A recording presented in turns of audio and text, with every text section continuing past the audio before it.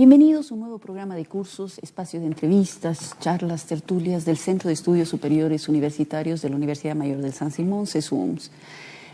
Anteanoche, en el Instituto de Antropología, Museo Arqueológico, se presentó el tercer número de la revista Arqueoantropológicas. En ella hay un artículo muy sugerente sobre el hombre de Hayhuayco que nos hace pensar a la historia, pero en términos mucho más largos. El autor, el magíster Marco Bustamante, nos acompaña para justamente hablar del tema de poblamiento temprano en Cochabamba y de tratar de comprender cómo esta visión de la historia, pero ya a más largo plazo, nos permitiría hoy comprender la historia actual. Mil gracias por estar con nosotros, Marco. Bienvenido a De Cursos. Muchas gracias, Alejandra. Muchas gracias al CESU, Canal 11, a toda la comunidad universitaria por esta entrevista, con todo lo necesario para aportar a las preguntas que me haces, ¿no? Miras, Marco. Mira, he leído tu artículo y me parece fascinante lo que tú planteas, porque tú estás hablando de una Cochabamba, que ni siquiera es Cochabamba, de un espacio geográfico, territorial, etcétera, de hace miles de años. Es decir, un poco lo que tú muestras en tu revista a partir del hombre de Hayhuayco, del que vamos a hablar después, es que el poblamiento en esta zona es temprano. Más o menos, ¿de qué año data el poblamiento en esta zona? Perfecto. O sea, ahí, bueno, hay que discutir un poco sobre dos corrientes que existen en este momento. Una primera es la corriente monofilética de poblamiento de América, en realidad, que viene propuesta por el RICA.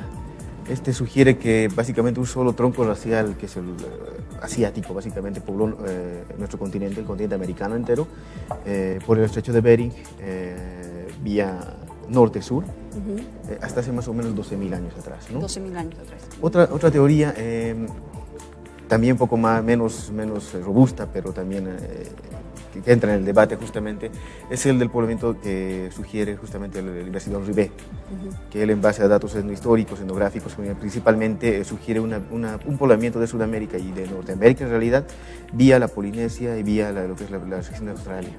Él sugiere que más bien fueron oleadas de poblamiento temprano que llegaron poco a poco y con diferentes troncos raciales, ¿no?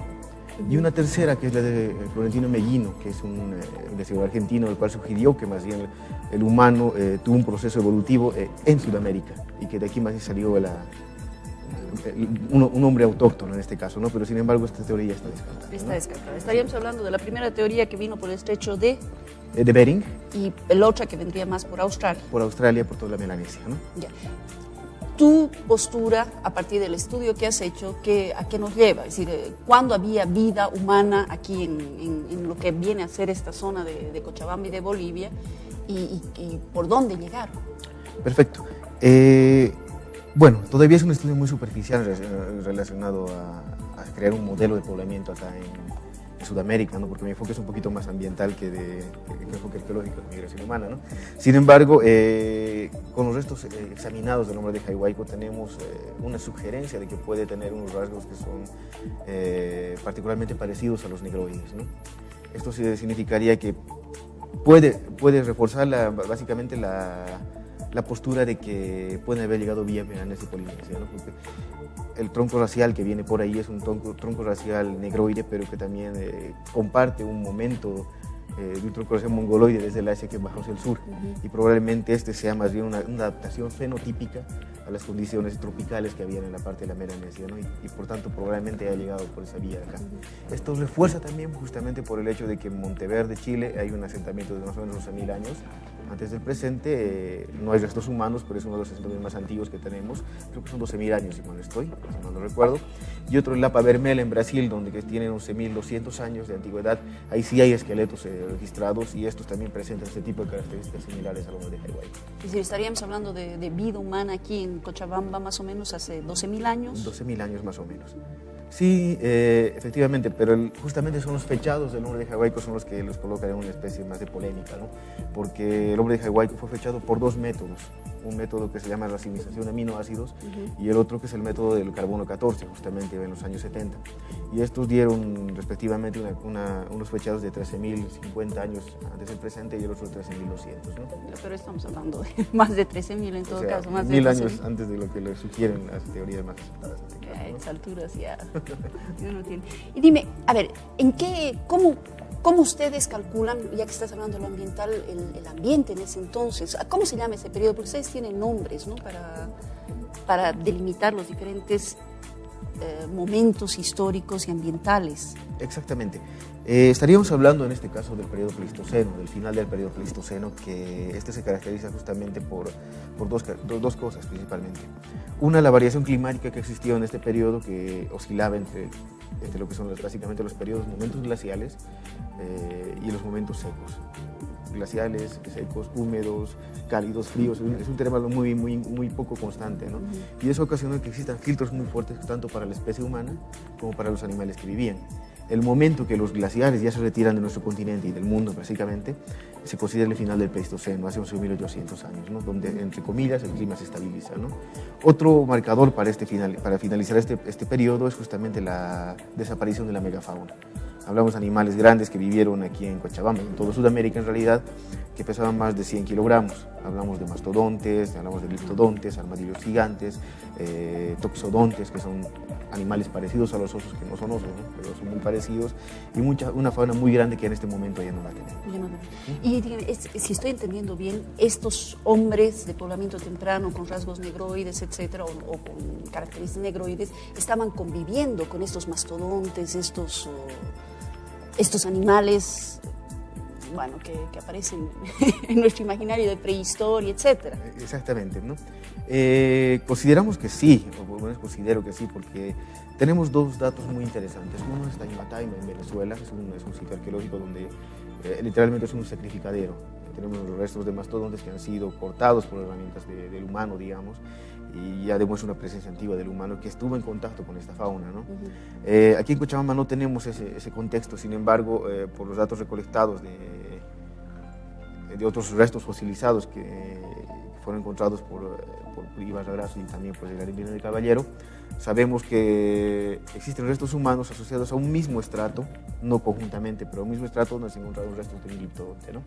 Sin embargo, eso también tiene que ser bastante examinado, ¿no? Claro. Otro dato que sustenta también esto es el hecho de que justamente en el Chaco chuquisaqueño, que es la región de Ñuapúa, se han encontrado restos humanos asociados a caballos, a restos de caballos, de los caballos autóctonos de Sudamérica, ¿no? Que ya están extintos y que datan más o menos de 17.000 años, ¿no? Estamos hablando de que en medio de ambos periodos, de más o menos unos 15.000 años y unos 12.000 y unos 7.000 años, sí existía megafauna aún aquí en Sudamérica, ¿no? A diferencia de Norteamérica, que hace 12.000 años existía. Impresionante. Ahora, iremos al hombre de Haihuayco, que es lo que tú analizas en este tu artículo que aparece, reitero, en esta revista Arqueoantropológicas número 3 que acaban de presentar en el Museo Arqueológico donde tú trabajas. ¿Qué es? Es decir, ¿está en el museo? ¿Cuáles son sus características? ¿Cuándo lo han descubierto? A ver, contanos un poco la historia de este fósil que data más o menos hace 13.000 años y que, bueno, en Cochabamba tal vez no lo conocemos lo suficientemente bien. Perfecto. Sí, efectivamente es una pieza que está en exposición en el museo y que básicamente estuvo olvidado muy buen tiempo allá, digamos. El momento que me interesé en este fósil fue justamente por formación de biólogo, me interesan mucho los fósiles y demás cosas, ¿no? Sin embargo, esto es cosa muy interesante porque hablábamos de un resto humano fosilizado, es decir, que ya no es más roca que hueso, ¿no? Sí. Y bueno, surgió la idea de primero realizar un trabajo respecto a este individuo, fue encontrado en la pista de la base aérea de nuestro aeropuerto, en la zona de Haihuayco, justamente por el señor Carlos Noé y el señor Ramón Cetenea, y fue reportado al entonces director Ibarra Grasso, en ese momento Ibarra Grasso. Él hizo los primeros análisis de esta pieza y bueno, desde entonces hasta el 74, cuando la directora Janelle Albino de Caballero hizo los fechados, básicamente no se volvió a tocar esta pieza. Estamos hablando más o menos de unos más de 30 años, ¿no? Que no se tocó esta pieza, ¿no? Bueno, mi trabajo consta en tres partes principalmente. Una primera parte que es la recopilación de la información que se tiene de estos fósiles, en la cual tenemos muchas publicaciones en prensa, principalmente de Ibarra Grasso y Geraldine de Caballero, y asimismo encontramos una literatura abundante, un poquito más abundante de lo que creíamos respecto a este material, al fechado de este material, tanto por carbono 14 y racemización de aminoácidos por Rainer Proch, un investigador alemán, la cual ya conseguimos más bien encontrar la bibliografía de estos. de este investigador y anexarla a este trabajo, ¿no? La siguiente parte es una inventariación de estos restos para ver con qué fósiles contábamos. Nunca se hizo una inventariación detallada para ver qué teníamos de este hombre de Jaihuayco. Tenemos un esqueleto en términos paleontológicos, como podemos decir, que es casi completo, le faltan extremidades inferiores, aunque tenemos algunos huesos de ese sexo, ¿no? Una característica muy interesante de esta es la conservación, porque tenemos incluso una mano que está conservada en posición de muerte en esta posición justamente, la mano derecha, más bien dicho, y que nos muestra otro tipo de características que nos atrevemos a sugerir, que ya Ibarra Grasso tentativamente sugirió, no tener mucho refuerzo, en este caso ya con el análisis tridimensional de este esqueleto, al momento de armarlo, pude determinar algunas cosas, ¿no? Y una tercera etapa del artículo, que es la asociación de este contexto. O sea, no nos dice nada de un esqueleto fósil si no sabemos de su ambiente, ¿no? En este caso, la asociación que tenía este esqueleto a los estudios paleoclimáticos que han habido para Cochabamba, el altiplano y para el mundo en realidad, de cierta forma, de cómo podía haber estado habitando este individuo en una Cochabamba, de qué tipo, ¿no? Claro. Y a ver, ahora danos esa información porque parece fascinante. Ustedes han encontrado, tienen una pieza fósil y a partir de eso puedes reconstruir un ambiente y ver cómo, quién era, cómo era, a ver, para hacer volar la imaginación, qué rasgos, qué nos permite decir en los fósiles de quién era esta persona y qué tipo de sociedad habitaba y en qué tipo de ambiente habitaba esta persona. Perfecto. Esta persona probablemente, y bueno, casi con seguridad, por más o menos el contexto que se da en el lugar, ha tenido que ser una persona cazadora, recolectora, ¿no? El asunto es que tiene que cazar megafauna según las fechas que tenemos, ¿no? Sin embargo, podemos extrapolar todavía por el momento algunas cosas sobre su ambiente, porque necesitamos los datos, tomar un registro palinológico de los estratos por la zona donde ha estado habitando o por la zona donde murió o fue enterrado, ¿no? En este caso, antes de comenzar con el ambiental, quiero puntualizar una cosa. El esqueleto de Jaihuayco fue tomando mucho tiempo como si pudo haber sido un producto de un accidente. Una persona que se ahogó por la zona de Jaihuayco, que es una zona muy anegadiza, y que, bueno, quedó y por suerte se fosilizó, ¿no?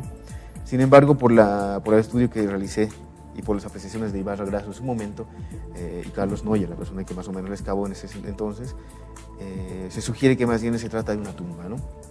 Si bien Carlos Noyer en un principio no encuentra nada con la asociación del esqueleto, la posición de muerte de este esqueleto es una posición de descanso, no es una posición accidental de muerte, ¿no? Esta persona se encuentra con los brazos hacia el pecho en esta forma, ¿no?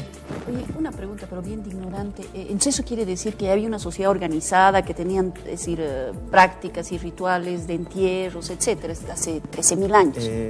Digamos, con el afán de ir en contra de muchos arqueólogos, digamos, o sea, yo no soy arqueólogo, soy biólogo en realidad, podría decir que sí, porque estamos hablando de personas que han hecho un viaje muy largo desde nuestra cuna en África hace 70.000 años, atravesando todo el Asia, toda la Melanesia y Australia para llegar a Sudamérica. En realidad el concepto de primitivismo que tenemos de las sociedades antiguas, del poblamiento temprano, me parece un concepto falso, ¿no? Porque en realidad era una gente muy adaptada a la cacería y al medio en que tenían, pero ya traían el conocimiento encima de un viaje de 70.000 años, ¿no? Para llegar acá básicamente hace 15.000 años atrás más o menos, ¿no? Maravilla. Bueno, y ahora encuentran este fósil que está en un entierro, ¿y cuáles son sus características? ¿Qué nos dice de la gente que habitaba hace 13.000 años aquí? Momentáneamente estamos con el dato y reforzando la hipótesis de Ibarra Grasso de que esto fue una tumba, porque aparentemente estaba en una posición flexionada con las manos hacia el pecho, acomodado. Según Ibarra Grasso, se lo encontró con una lasca de piedra, que es una especie de herramienta de piedra del periodo vizcacharense II, ¿no? Estamos entre 12.000 y 15.000 años, se lo calculó en un tiempo que no se hizo los análisis radiocarbónicos, ¿no? Muy acertado, don Miguel. Y lo que nos puede decir que hay una cuestión cultural fuerte sobre la muerte inicialmente. Hace poco hicimos una exposición sobre la muerte en el museo donde le colocamos intencionalmente al hombre de Jaihuayco como una tumba, ¿no? Tal vez muy atrevidos, pero lo hicimos, ¿no? Luego, el hecho de que el cráneo producía un presente de deformaciones, ¿no? Hay que hacer un análisis más fino respecto a si estas deformaciones fueron por la tafonomía del momento, es decir, la presión de los sedimentos que ha modificado el esqueleto, la estructura estable cristalina de toda la estructura física del esqueleto, o en cierta forma también parece haber una especie de modificación craneana cultural, ¿no? Que probablemente ya tenemos una modificación de élites o simplemente de un grupo humano a otro diferenciarse, ¿no? Y bueno, eso respecto al esqueleto físicamente hablando, ¿no? ¿Ustedes tienen otros fósiles de la misma época en el museo? No, pero hay reportes de que han habido más esqueletos, ¿no? Tenemos todavía en el museo el esqueleto la bóveda craneana de una persona, de un humano de Sacaba, cerca de la zona de Sacaba. El lugar no está precisado, sin embargo, sabemos que según que es fosilífera y que dio una datación de 18.000 años. Mucho más antiguo, es decir, había vida hace 18.000 años aquí. Hay que tomar muy con pinzas estos datos, incluso el hombre de Jaihuayco, dado que no han sido excavados sistemáticamente, no fueron recolectados por personas que se interesaron y mandaron las muestras al museo, o en ese momento rescatar las piezas como se podía en el momento, como lo permitía en el momento y nuestra tecnología del rato, ¿no? Claro. Sin embargo, dado la fosilización y el grado de fosilización que tienen es muy avanzado, ¿no? Es muy fuerte, como se dice, la remineralización, la hipermineralización de estos restos óseos ya casi podemos hablar simplemente de calcos, ¿no? Ya no de hueso, básicamente solamente roca, ¿no? Entonces hay que volver a hacer análisis nuevo, ¿no? Ahora, dime, en el periodo en que tú vivías, en el que vivía este fósil, este señor de Jaihuayco, era un periodo, tú decías hace un rato, donde empiezan los glaciares. A ver, contanos un poco este ambiente que tú has estudiado también en la tercera parte o en la segunda parte de tu trabajo. Justamente, el último máximo glaciar mundial, vamos a hablar, cuando todo el planeta estaba todavía en una era del hielo muy fuerte, termina más o menos desde 18.000 a 20.000 años atrás, ¿no? Yeah. A partir de ese momento, hasta la estabilización, entre comillas hablando del clima, hasta hace 11.800 años que acaba el periodo pleistoceno, tenemos unas oscilaciones justamente muy altas, entre altas temperaturas, bajas temperaturas, húmedas, secas, frías, cálidas, ¿no? Entonces, localmente hablando, podemos hablar de una pequeña era del hielo que nos da más o menos entre 17.000 años hasta hace 14.000 años para esta zona de Bolivia, para Cochabamba específicamente, ¿no? No podemos generalizar, dado que el comportamiento climático del altiplano es completamente diferente al comportamiento climático de Cochabamba y además los yungas, ¿no? Y el hombre de Jaihuayco se ajusta a un periodo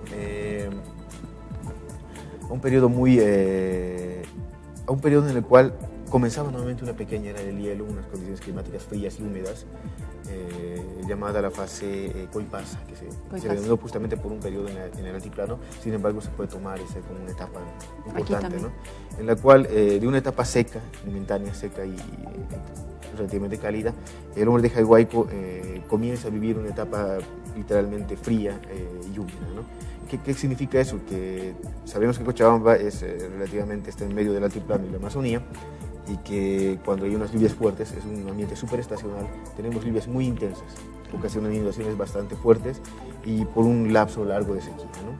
Probablemente este ciclo hidrológico de Cochabamba ha sido alterado justamente por esta modificación climática global, y el hombre de Jaihuayco ha tenido un bioclima, estimo más o menos para ilustrar un poquito, que estaría más o menos a la altura de una puna, tal como Tiraquia, digamos, ese tipo de clima estacional acá abajo, ¿no?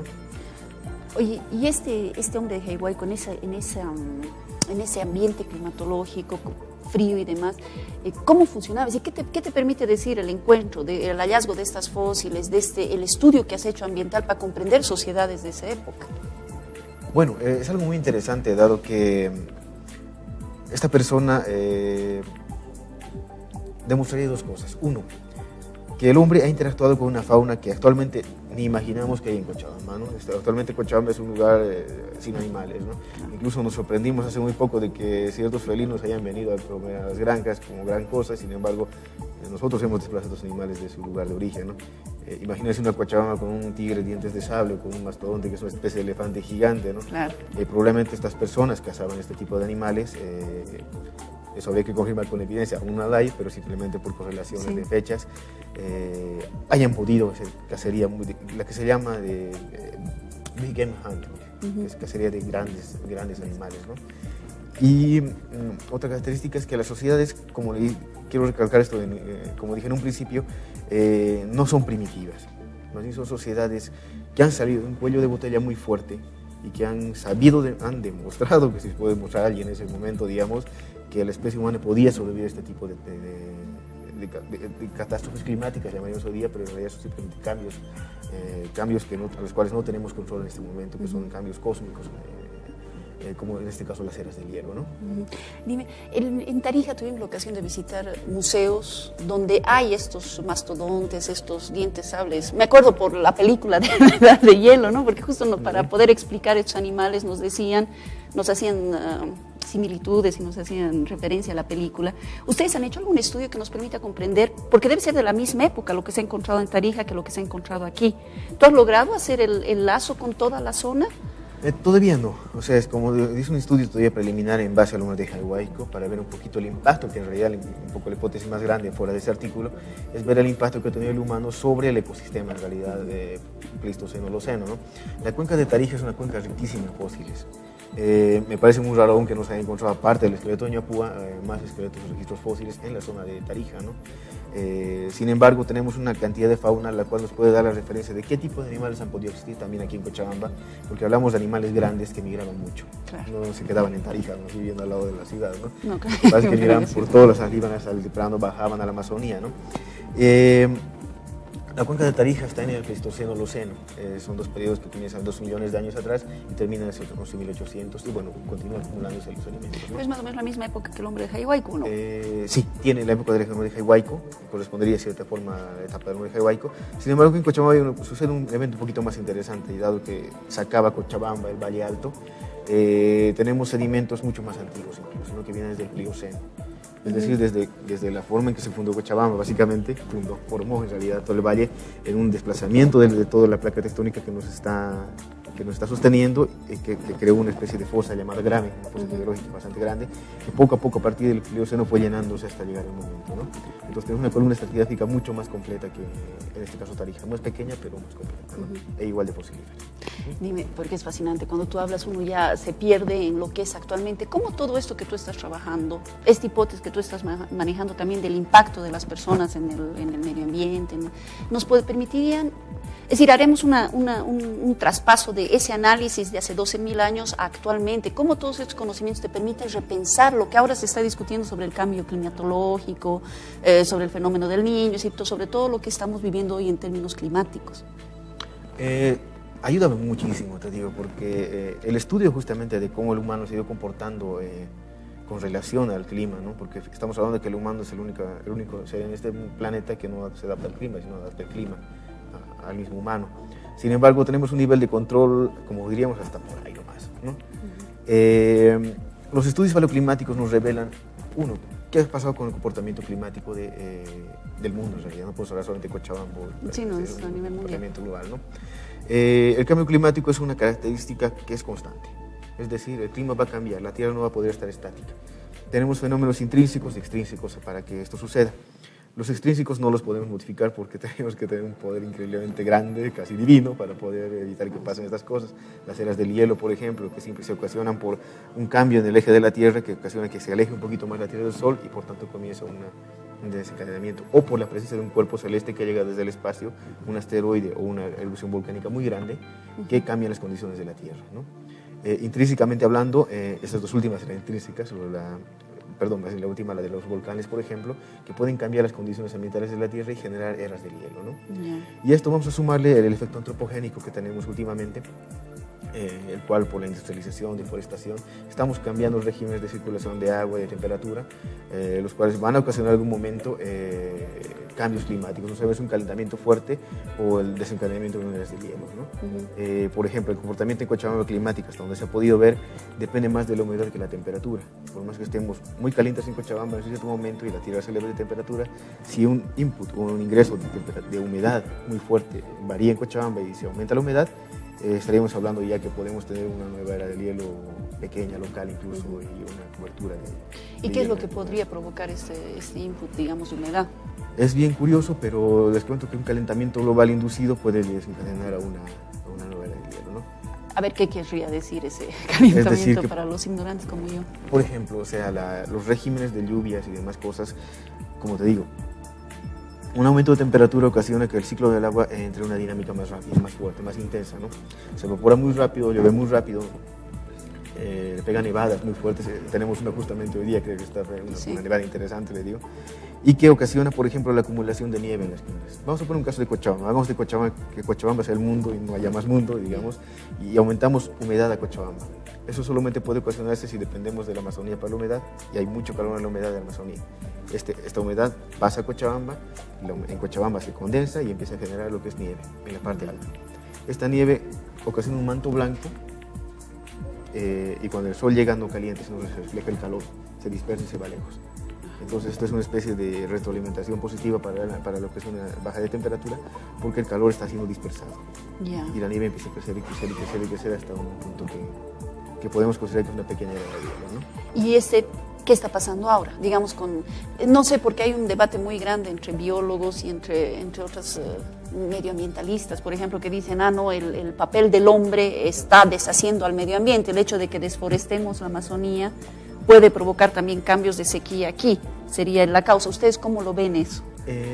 Bueno, existe también bastante discusión en este aspecto, hay también dos posturas entre los biólogos, que es una cuestión natural y que básicamente va a pasar o va a pasar, y otra postura en la cual dicen el humano es el causante de todo, y bueno, y me rindo un poco más hacia que el humano es un poco también el causante de todo esto, pero que también tenemos una ayuda grande y celestial, vamos a decir, cósmica más bien dicho, para no confundir con términos de que alguien nos está mandando algo así, sino más bien el hecho de que estamos acelerando cosas que la naturaleza no aceleraría en mucho tiempo, ¿no? El periodo pérmico, hace 290 millones de años, sucedió un evento biológico muy significativo, en el cual el 95% de las especies vivientes desaparecieron de la faz de la Tierra, y que de un 5%, o sea, casi no hay vida en la Tierra, ¿no? Y esto se ocasionó por un calentamiento global muy súbito, muy rápido. Imagínense un calentamiento global de 7 grados de temperatura en 13 millones de años. Eso es rápido. Sí. Ahorita llevamos 1,5 grados de temperatura en los últimos, desde la era industrial hasta el momento, ¿no? Es decir, hace 100 años, siento y. O sea que van a venir cambios muy fuertes climáticos que son ya imparables, ¿no? O sea, ya hicimos el daño, no es que la vamos a detener si empezamos a detener toda nuestra actividad, ¿no? Va a venir, lo que tenemos que hacer es adaptarnos a eso y realmente empezar a, como quien dice, planificar mejor nuestro futuro como especie humana en este caso, ¿no? Claro que sí. Bueno, y todos estos estudios de cómo vivían antes, de cómo la gente se enfrentaba, nos permite dar luces de cómo también comprender los cambios ahora. Exactamente. En base al pasado, generalmente son cosas cíclicas, como vamos diciendo, ¿no? Ahora contamos con una tecnología muy fuerte, pero sin embargo cada vez dependemos más de esa, ¿no? Si en algún momento algún fenómeno cósmico y hace que nuestras computadoras, que es mucho más de moda que tenemos y con lo que estamos dependiendo, se anulen, entonces tenemos que volver a foco cero, ¿no? En este caso, a todo el conocimiento que tenemos de hace miles de años, ¿no? Dime una preguntita así para ir terminando, porque ya se nos ha acabado el tiempo. Este hombre de Hawái y estas otras piezas sobre la megafauna que había en esta zona de Cochabamba hace 13.000 años, están expuestas en el Museo Arqueológico, digamos, para la gente que le interese, puede ir y ver. Exactamente. Las piezas de la megafauna están en exposición en el museo. No corresponden al periodo del hombre de Hawái, pero ilustrativamente están colocadas, digamos. Tenemos un armadillo gigante, es un gliptodonte que fue encontrado en la cuenca de Cochabamba y Sacaba, unos restos óseos de Tarija, y el hombre de Hawái está expuesto junto con la bóveda craneana de Sacaba, la vitrina justamente del Palio en el Museo Arqueológico. Pueden pasar a verlo cuando quieran. Que habría que ir. Mil gracias, Marquitos. Realmente esta visión a largo plazo nos hace repensar todo, ¿no? Porque nosotros estamos acostumbrados a vernos hacia adentro y además actualmente cuando escuchamos de personas que vivían hace 13.000 años, que tenían que enfrentarse a dientes de sable y a otro tipo, nos cambia la mirada y nos obliga a repensar lo que estamos viendo ahora. Mil gracias por acompañarnos, Marco, y mil gracias a ustedes por estar con nosotros esta noche.